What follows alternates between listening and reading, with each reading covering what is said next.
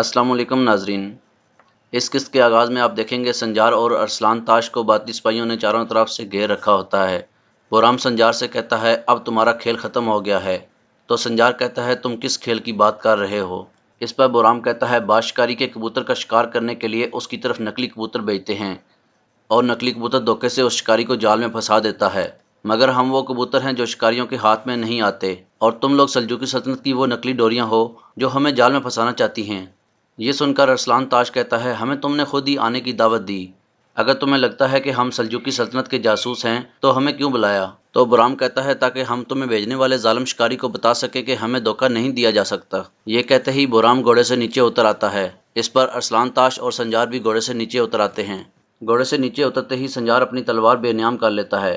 اس پر باطنی تلواریں لے کر سنجار کی جانب بڑھتے ہیں، مگر سنجار اپنی تلوار زمین میں گاڑ دیتا ہے، جبکہ باطنی اپنی تلواریں سنجار اور ارسلان تاش کے گلے پر رکھ لیتے ہیں۔ سنجار اپنے بازو پھیلاتے ہوئے کہتا ہے اگر تمہیں شک ہے تو ہمیں مار ڈالو، ظالم سلجوقوں کے ہوتے ہوئے ہم تم پر تلوار نہیں اٹھائیں گے۔ یہ کہتے ہوئے بورام باطنی سپاہیوں کو اشارہ کرتا ہے اور وہ اپنے ہتھیار پیچھے کر لیتے ہیں۔ پھر بورام سنجار اور ارسلان تاش سے کہتا ہے اگر تمہیں اتنا ہی اصرار ہے تو میرے ساتھ آؤ۔ یہ کہہ کر بورام ارسلان تاش اور سنجار کو رستے میں بٹھا لیتا ہے۔ وہاں بیٹھتے ہی سنجار کو احساس ہو جاتا ہے کہ وہ زمین پر نہیں بلکہ سوکھی لکڑیوں پر بیٹھا ہے جن کے نیچے سے زمین خالی ہے۔ پھر بورام کہتا ہے تمہارا یقین کرنے کے لیے تمہارا یہ پہلا امتحان ہے، دیکھتے ہیں کہ تم لوگ حراج سے آئے ہو یا کہیں اور سے آئے ہو۔ پھر بورام کہتا ہے سوالات کے لیے ایک چھوٹا سا منصوبہ ہے، اگر جواب دینے میں تاخیر ہوئی تو جن لکڑیوں پر تم بیٹھے ہو یہ رسی ان کو جلا ڈالے گی اور تم لوگ نیچے موجود کیلوں پر جا گرو گے۔ اس کے ساتھ ہی بورام کے اشارے پر ایک باطنی اس رسی کو آگ لگا دیتا ہے جس کا دوسرا سرا ان لکڑیوں کے ساتھ جڑا ہوتا ہے جس پر سنجار اور ارسلان تاش بیٹھے ہوتے ہیں، اور آگ دھیرے دھیرے ان کی جانب بڑھنا شروع ہو جاتی ہے۔ دوسری جانب کوول قلعے میں اندریاز اشرت پر کوڑے برسا برسا کر اسے لہو لہان کر دیتا ہے۔ پھر اپنے کمانڈر سے کہتا ہے یہ شخص قلعے میں آنے والے تاجروں کی تفتیش میں مامور ہے، جو کوئی بھی اپنا کام درست طریقے سے انجام نہیں دے گا اس کے ساتھ یہی ہوگا۔ اسی دوران صلیبی سپاہی گھوڑا گاڑی پر ان صلیبی سپاہیوں کی لاشیں لے کر آتے ہیں جو سلطان کی تلوار کا نشانہ بنے تھے۔ لاشیں دیکھ کر اندریاز غصے سے پاگل ہو جاتا ہے اور تلوار نکال کر ستون سے بندے اپنے سپاہی کا سارا اڑا دیتا ہے۔ پھر ایک کمانڈر آگے بڑھ کر کہتا ہے وہ اتنے سپاہیوں کو اکیلے کیسے مار سکتے ہیں؟ اندریاز چلاتے ہوئے کہتا ہے اتنے لوگوں کو مارنا کسی چھوٹے موٹے جاسوس کا کام نہیں ہے، قلعے کے آس پاس جو بھی ہوا ہے یہ سب ترکوں نے کیا ہے، اس کا جواب انہیں انہی کی حدود میں ملے گا۔ اندریاز کی چیخو پکار کے بعد سلطان اپنی شان و شوکت کے ساتھ اصفہان کی جانب رواں دواں ہوتے ہیں۔ ادھر رسی پر لگی آگ سنجار اور ارسلان تاش کی جانب بڑھ رہی ہوتی ہے۔ بورام آگے بڑھ کر ارسلان تاش کی تلوار نکال لیتا ہے اور اس کا جائزہ لیتے ہوئے کہتا ہے حراج کے آس پاس حالانکہ فولاد کی تلواریں پائی جاتی ہیں مگر تمہاری تلوار کی فولاد الگ ہے۔ جواباً ارسلان تاش کہتا ہے آپ نے درست کہا، یہ ہینٹ علاقے کا فولاد ہے، حراج کے آس پاس فولاد کی تلواریں استعمال کرنے کے لیے نہیں شوق کے لیے بنائی جاتی ہیں۔ پھر بورام کہتا ہے حراج کی ہری نہر پہاڑ سے پھوٹتی ہے اور اس سے کھیتوں کو پانی دیا جاتا ہے۔ اس پر سنجار اپنی جانب بڑھتی ہوئی آگ کو دیکھتا ہے اور پھر کہتا ہے ہری نہر سے کھیتوں کو پانی نہیں دیا جا سکتا کیونکہ اس کا پانی نمکین ہوتا ہے۔ جواباً بورام کہتا ہے نہریں کب سے نمکین ہونے لگی ہیں، نمکین تو سمندر ہوتا ہے۔ یہ سنتے ہی سنجار کو اپنے بچپن کا واقعہ یاد آ جاتا ہے جب وہ نہر میں نہا رہا تھا اور ایک دم سے اس نے اپنا منہ باہر نکال کر خواجہ نظام الملک سے کہا تھا یہ نہر نمکین ہے، میری آنکھوں میں نمک پڑ گیا ہے۔ اس پر نظام الملک نے کہا تھا اچھی طرح جان لو کہ ہر نہر میٹھی نہیں ہوتی، اگر نہر نمکین علاقوں سے گزرتی ہے تو اس کا پانی نمکین ہوتا ہے۔ یہ خیال آتے ہی سنجار کہتا ہے تم غلط ہو، اگر کسی نہر کا پانی نمک والے علاقے سے گزرتا ہے تو اس کا پانی نمکین ہوگا، اس لیے نہر کا پانی کھیتوں کو نہیں دیا جا سکتا۔ یہ سنتے ہی بورام رسی کو کاٹ ڈالتا ہے اور آگ وہیں رک جاتی ہے۔ پھر بورام کہتا ہے تم لوگوں نے یقین دلا دیا کہ تم لوگ حراج سے آئے ہو، سلجوق ہمارے اندر جاسوس داخل کرنا چاہتے ہیں، اس لیے ہم ہر آنے والے نئے شخص سے امتحان لیتے ہیں اور تم دونوں اس امتحان میں کامیاب ہو چکے ہو، اب تم لوگوں کو مناسب مقام پر لے جایا جا سکتا ہے۔ ادھر ملک شاہ اپنے سپاہیوں کے ساتھ محل پہنچ جاتے ہیں اور اپنے مشیر سے کہتے ہیں زخمیوں کو فوراً طبیبوں کے حوالے کیا جائے۔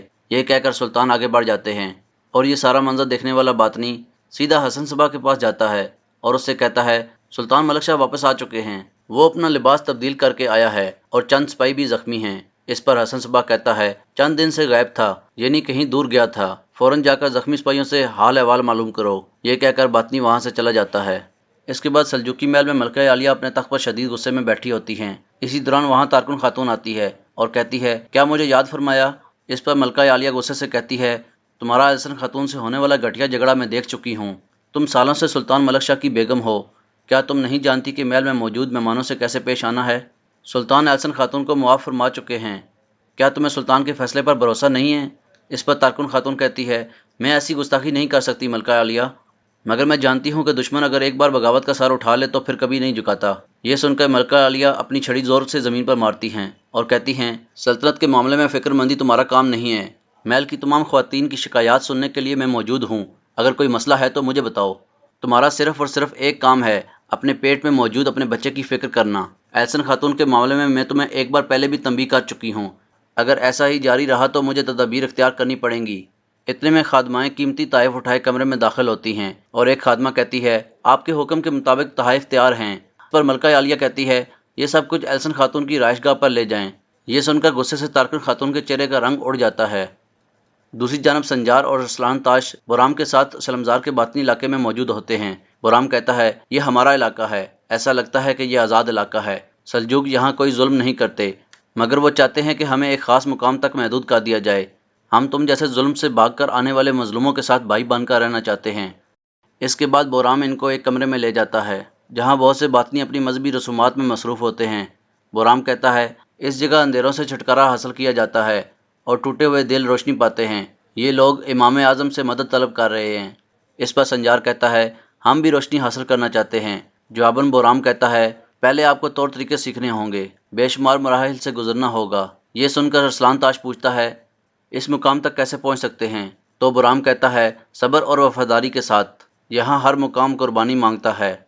تم لوگ صرف نصیب سے ایک دروازے کے ذریعے یہاں تک پہنچ پائے، اس دروازے کے پیچھے اور بہت سے دروازے ہیں۔ یہ کہہ کر بورام اس دروازے کی جانب دیکھتا ہے اور کہتا ہے، اس دروازے کے پیچھے تمہاری خواہش کے 1000 دروازے ہیں۔ بورام کہتا ہے، اب جانے کا وقت ہے۔ تو سنجار اسے روکتے ہوئے کہتا ہے، کیا ہمیں یہاں رکنے کی اجازت مل سکتی ہے؟ تو بورام اسے روکتے ہوئے کہتا ہے، صبر بھی ایک دروازہ ہے، پہلے اسے پار کرو۔ ہمارے صبر کی دہلیز پار کرنے والے کے لیے یہ تمام دروازے کھل جاتے ہیں۔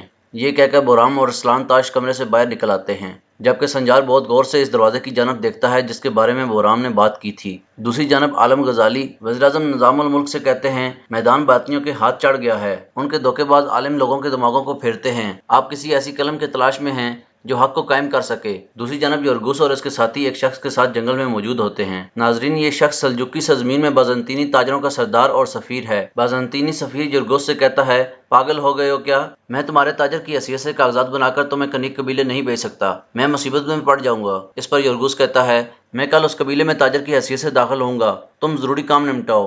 یورگوس جانے لگتا ہے تو سفیر بلند آواز سے کہتا ہے، میں یہ کام نہیں کر سکتا، اگر میرے بارے میں پتہ چل گیا تو سلجوق مجھے زندہ نہیں رہنے دیں گے۔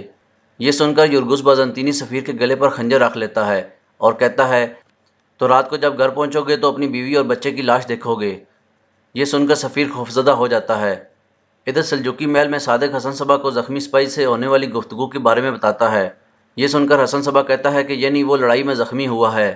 سلطان ملک شاہ کے لباس تبدیل کرنے کا مطلب یہ ہے کہ لڑائی سلجوقی حدود میں نہیں ہوئی، یہ ضرور کوول قلعے میں گئے ہیں۔ اگر وہاں لڑائی ہوئی ہے تو اندریاز ضرور بدلے کے لیے حملہ کرے گا۔ اس سے پہلے کہ وہ حملہ کرے، ملک شاہ اپنے ایلچک کو بھیج کر اس کے ہاتھ پاؤں باندھ دے۔ قلعے جانے والا ایلچک ضرور مجھے ہی بنایا جائے گا۔ دوسری جانب سنجار نظام الملک کے ساتھ خفیہ گنبد میں موجود ہوتا ہے۔ سنجار کہتا ہے، سب کچھ ہماری مرضی کے مطابق چل رہا ہے۔ میں ان کے علاقے میں داخل ہوا اور مرتبے والے دروازے تک پہنچا، مگر ہم ہر دروازے کے لیے امتحان نہیں دے سکتے۔ اناتولیہ کی جنگی تیاری کہاں تک پہنچی ہیں؟ خواجہ نظام الملک کہتے ہیں، تاج الملک زیادہ سے زیادہ تلواریں بنانے کا حکم دے چکا ہے۔ یہ سن کر سنجار کہتا ہے، پھر آپ اتنے سکون سے کیسے بیٹھ سکتے ہیں؟ ہم باطنیوں کے درمیان شامل ہو کر جنگ شروع ہونے سے قبل سب کچھ بتا سکتے ہیں۔ اس پر نظام الملک کہتے ہیں، ہم سے جو ہو سکا ہم کریں گے، ہم نیا کھیل کھیلیں گے۔ کل شلمزار میں تقریب میں باطنی اس سے فائدہ اٹھا کر خود کو متعارف کروائیں گے، وہ ضرور وہاں آئیں گے۔ ادھر محل میں تارکن خاتون اپنی ملازمہ کے ساتھ موجود ہوتی ہے اور کہتی ہے، زہر سب کی رگوں میں پھیل گیا ہے، سفیرائے خاتون کی نگاہیں ہم پر ہیں، جب تک احسن خاتون ملکہ عالیہ کی نگرانی میں ہے اسے یہاں سے نہیں بھیجا جا سکتا۔ پھر تارکن خاتون کہتی ہے، ہم برف پر چلیں گے اور کوئی سراغ نہیں چھوڑیں گے۔ احسن خاتون کی خدمت گزار لڑکی کے ساتھ اپنے تعلقات بڑھاؤ، وقت آنے پر ہم اسے بھی اپنی مٹھی میں کر لیں گے۔ ادھر سنجار اور اس کا دوست ارسلان تاش شلمزار کے بازار سے گزر رہے ہوتے ہیں، جبکہ سنجار کے باقی ساتھی بھی بیس بدل کر موجود ہوتے ہیں۔ سنجار آگے بڑھتے ہوئے ارسلان تاش سے کہتا ہے، میرا اشارہ ملتے ہی یورگوس باطنیوں کے خلاف لوگوں کو بھڑکانا شروع کرے گا، اور جب حملہ ہوگا ہم باطنیوں کو لوگوں کے ہاتھوں سے بچائیں گے۔ ادھر تنہ خاتون حویلی کے باہر چھوٹے بچوں کے ساتھ کھیل رہی ہوتی ہے۔ اسی دوران وہاں سنجار آ کر کھڑا ہو جاتا ہے اور دور سے ہی تنہ خاتون کی طرف دیکھنے لگتا ہے۔ اس دوران تنہ خاتون بھی سنجار کو دیکھ لیتی ہے اور اسی لمحے امیر التبر کے سپاہی بازار میں آتے ہیں۔ سپاہیوں کو دیکھ کر ترنا خاتون سنجار کو دیکھے بغیر بلند آواز سے کہتی ہے، ہر طرف خطرہ ہونے کے باوجود اتنی بے احتیاطی کس لیے؟ ترنا خاتون کا اشارہ سمجھتے ہوئے سنجار تیزی سے وہاں سے چلا جاتا ہے۔ کچھ دور جاتے ہی ایک چھوٹا بچہ بھاگتا بھاگتا سنجار کی طرف آتا ہے اور سنجار کو یہ خط دے کر آگے بڑھ جاتا ہے۔ سنجار جب خط کھول کر پڑھتا ہے تو اس میں لکھا ہوتا ہے کہ کنویں والی گلی میں آ جاؤ۔ یہ پڑھ کر سنجار خوشی خوشی کنویں والی گلی کی جانب